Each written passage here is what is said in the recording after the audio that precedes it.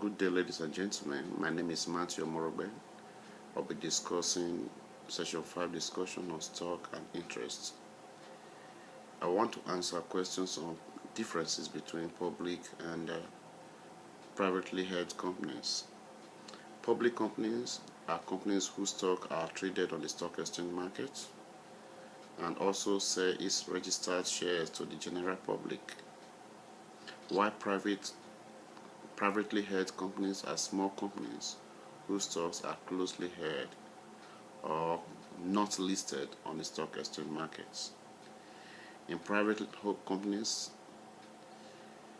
the investors are few and they have limitations.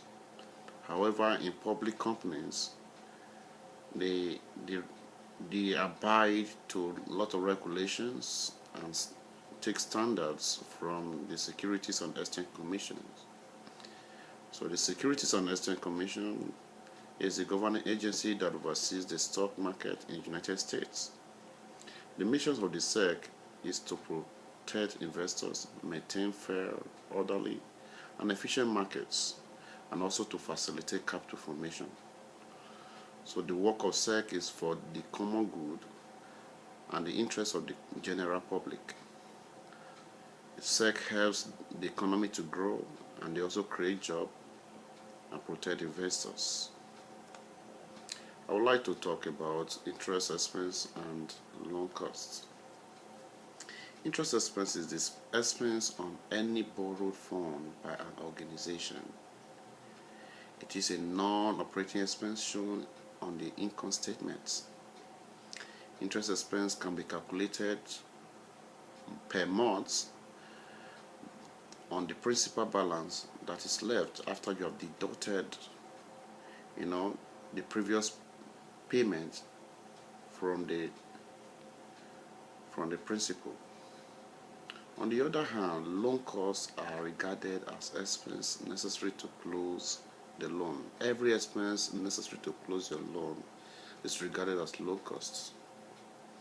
Now, decisions on how to obtain capital is an important part of financial management, decision making. The reason is because of the implications that follows.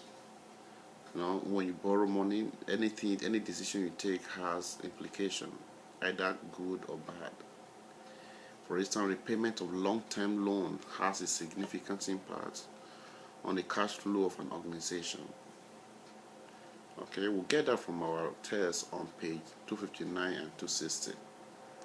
As a financial manager of healthcare organizations, some of the major factors that I will consider before obtaining any form of capital or loan includes: 1, I want to consider what the return on investment will be for the purchase of that capital.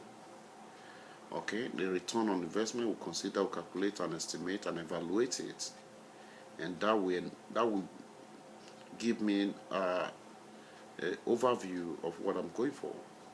And secondly, also want to know what is the cost of the loan and the interest expense that is going to be on it.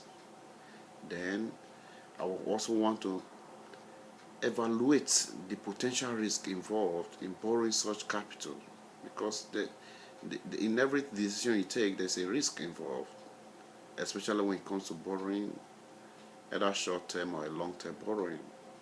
And lastly, I want to evaluate the impact of the borrowing on the organization. How will it affect the organization cash flow? So these are important areas that I want to consider as a manager when borrowing any fund or capital from an organization. Lastly, I want to talk about the biblical worldview, which is the Christian perspective on this. In Proverbs chapter 3, verse 5 to 8, according to King James Version, the Bible says, "Trust in the Lord with all thy heart, and lean not unto thy own understanding." And also in Psalm 127, verse 1, says, "Except the Lord keep thy city, the watchman waketh, but in vain."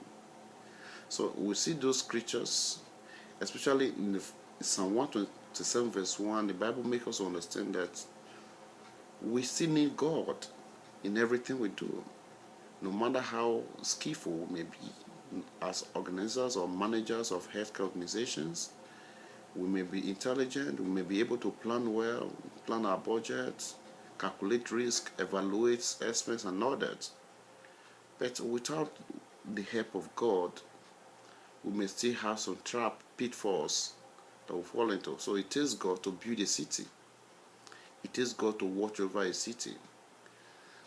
A city is likened to an organization, a healthcare organization. So with the help of God, healthcare managers are able to build a successful and a viable health organizations. And it is important for us to trust in God, according to Proverbs 3:5-8. In verse 6 said, in all thy ways acknowledge him, and he shall direct our paths. Verse 7 said, be not wise in our own eyes, fear the Lord and depart from evil. And lastly, verse 8 says, it shall be hair to thy navel and marrow to thy bones. So we should trust God for successful outcome when we are yielding to the lead of God in every organization. In all our ways, we pray to God, we seek the wisdom from God, and we plan and calculate, and then the end result will be huge success for every healthcare manager or administrator. Thank you for listening to me, and God bless you.